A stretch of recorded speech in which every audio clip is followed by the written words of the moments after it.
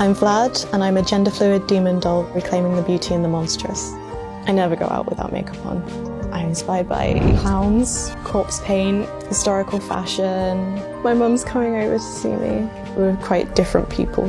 You have almost fought loads of people. Still would.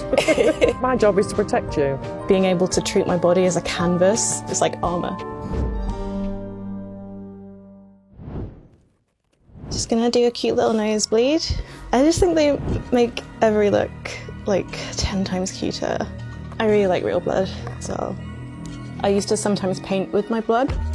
I identify as non-binary. I'm gender fluid. I float between demi-boy and agender. There's a thing called xenogender where people can explain their gender in more vague terms. So sometimes I'm like, my gender today is pink PVC. Growing up black, queer and trans, you learn from an early age that the world often perceives you as a threat.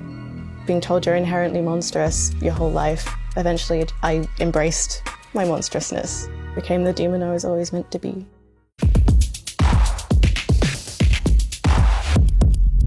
School was hell. I got picked on a lot for being weird. I didn't have many friends towards the end of school. I hated everyone. I describe my style as an ancient vampiric demon residing in a cursed doll vessel. Flash, a cupcake filled with razor blades. This dress I customised myself with the teddy bear. I cut it shorter. I just wanted a hug, and I only had my teddy bears to hug. Towards the end of school, I really started to suffer with my agoraphobia, and so getting out of the house every day was such a challenge for me, and actually being able to treat my body as a canvas, it was like armour. It wasn't just day-to-day life anymore, it was an art show. I like to customise teddy bears for fun and relaxation. This is my son, Payman. This is one of my drag faces I painted on him. Yeah, my gals, those I use on stage with me for one of my drag performances. I make them scissor. And this one is a gift from my partner. He's playing his heart out.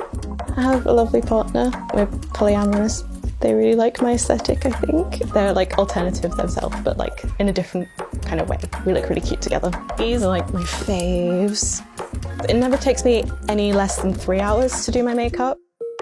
This took me 6 hours. I woke up at 1 AM today. The longest that I've spent on a look is about 9 hours. My mum's coming over to see me today. We're quite different people. We express ourselves in very different ways.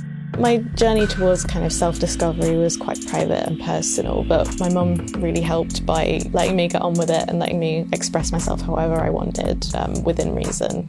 I think sometimes she's a bit taken aback by my choices. I've had a lot of street harassment, sometimes minor physical attacks, people trying to follow me home and stuff like that. I use fashion as kind of a coping mechanism and makeup. I feel so much more confident when I'm in a look. And most of my interactions with children are actually really lovely because they think I'm like a mythical creature. I look a bit scary sometimes and I have a scary stage persona, but in person, I'm quite gentle and harmless. Hiya!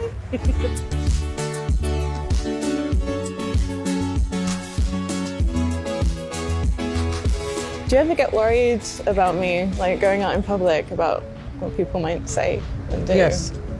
Yeah. Yes, I do. Only because I think some people can be very rude for no reason. You have almost fought loads of people. Yes, I have. And I will. I still would. I still would if I needed to. Because my job is to protect you. I love the fact that you are different, you've never wanted to be the same as anybody, you've got your own unique take on things. I'm very proud of you. And I wouldn't want you any other way. Oh, thank you, Mum. You look like that shy. Trying not to stab you with my horns.